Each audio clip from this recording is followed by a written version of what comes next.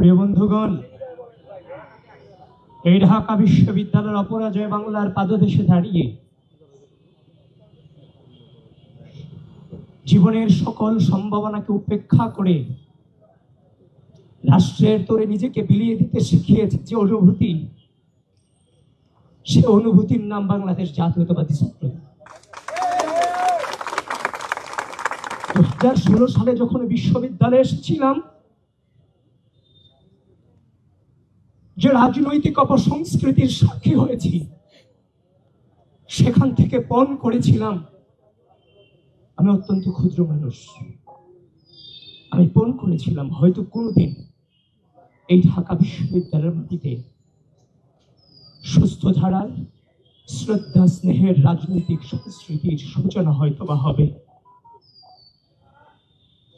আমি আপনাদের সকলকে বলছি, এই পথকে বেছে নিতে গিয়ে আমার নিজের পরিবারের সাথেও আমার 1 বছরের কোনো সম্পর্ক ছিল না। আমাদের জীবন থেকে জীবনের সামাজিক, রাজনৈতিক, অর্থনৈতিক, সাংস্কৃতিক, পারিবারিক সকল জীবনকে আমাদের থেকে কেড়ে নেওয়া হয়েছিল, কিন্তু আপোষ করিনি। একটাই মনোবল ছিল, একদিন আমরা জিতবো। 5 আগস্ট দাঁড়িয়ে চাংখার বলে যখন বলেছিলেন প্লিজ কেউ কাউকে ছেড়ে যায় না, সেদিন উপস্থিত ছাত্র জনতা কেউ ছেড়ে যায় নাই। বাচ্চা বাচ্চা ছেলেরা রক্ত দিয়ে এই অঙ্গীকার ধরে রেখেছিল। আজকে তাদের এই রক্তের বিনিময়ে অপরাজয় বাংলার পাদদেশে দাঁড়িয়ে একটি গণতান্ত্রিক বাংলাদেশ বিনির্মাণের সূচনা শুরু হয়েছে।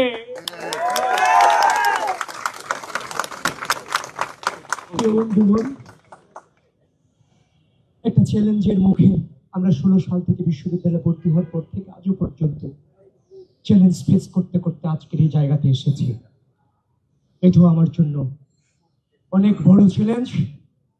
আমি আনন্দিত নই, তবে চ্যালেঞ্জ মোকাবেলা করার জন্য মানসিকভাবে সর্বোচ্চ প্রস্তুত ইনশাআল্লাহ।